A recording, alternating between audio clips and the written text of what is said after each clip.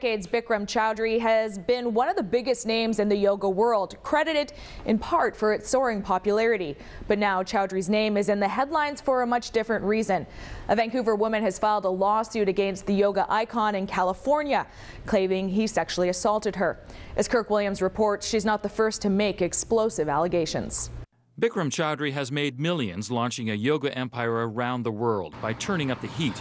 His trademark hot yoga classes use 26 postures over 90 minutes and really make his followers sweat. But increasingly, Bikram has been feeling the heat himself. A Vancouver woman, seen here, Jill Lawler, has launched a lawsuit against Choudhury. She was 18 when she started training and working for the yoga guru. She alleges she was the victim of unwanted sexual advances and assaults that took place over years. She's the 6th woman to come forward with similar allegations. Their lawyer says since Choudhury is revered among his followers who seek healing, the alleged assaults are a breach of trust. Much like what happens in the church, it's sort of like, well, where do you go from there when your soul's been shattered by the most intimate of violations, which is rape? Choudhury has not yet been served with this latest suit, but he did address other allegations in this video made under oath and broadcast on ABC's Nightline. You have had sex with female trainees of yours, correct? Objection, argumentative. Is that true, Mr. Choudhury? No. Do you deny that? Yes. Recently, there were several Bikram studios in Metro Vancouver, but lately some of them have been closing, including this one here in Kitsilano. This location and another in downtown Vancouver have been consolidated here on Cambie. These latest allegations may hurt those businesses since the name is the brand. If people don't feel safe and secure, or they feel people like them aren't safe and secure, they will vote with their feet. And unfortunately, I believe that will happen. Edwards suggests affiliates distance themselves from Bikram. That may already be happening. In an email to the CBC, Bikram Vancouver says, "This is a terrible tragedy for the individuals involved. If these allegations are upheld, we certainly condemn this type of behavior."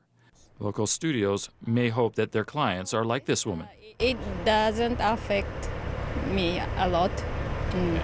You'll still practice yoga? Yeah, I think so. Kirk Williams, CBC News, Vancouver. Now in Kirk's story, we heard from Alyn Edwards. He's a crisis management consultant. And I also spoke with him today and asked what advice he would give to Bikram Yoga franchises looking to protect their brand in a situation like this. Have a listen. Have key messages, of course, and what those messages should be is to remind people there's a presumption of innocence until proven guilty. This, as far as I know, there's no criminal charges. This is a civil matter. It doesn't lessen the impact of it, though. It'll be devastating to the individual and the company that bears his name and his brand. Branding is everything. People take years to build up a brand, and it takes minutes, even seconds sometimes with social media to destroy that brand. This is going to have a tremendous impact not only on Bikram, but any studio that bears the name of his yoga, his hot yoga.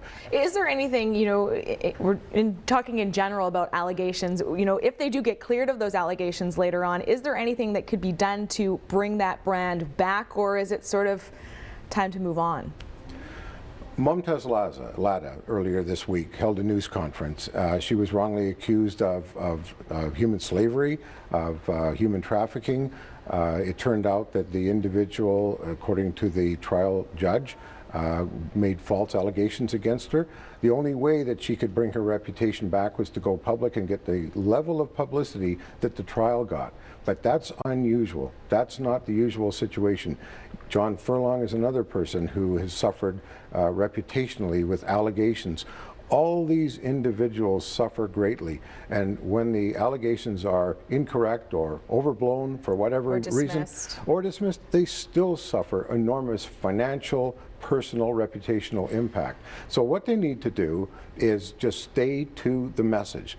Whatever that message is, and I've seen some of the messages from Bikram Choudhury, that he's had very little to say. If somebody said that about you or I'd have a lot to say.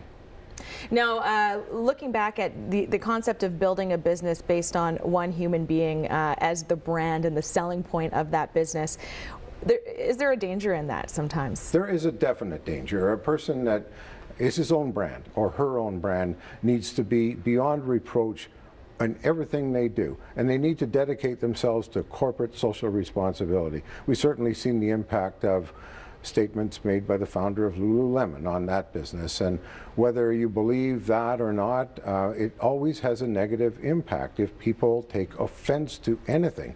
And also, people need to find a way to protest things that they don't agree with, and they'll take that out on the business or anybody connected with that business, and there will be the financial impact not only for Bikram Hot Yoga, but for any company bearing that brand. Thanks, Alyn. Thank you.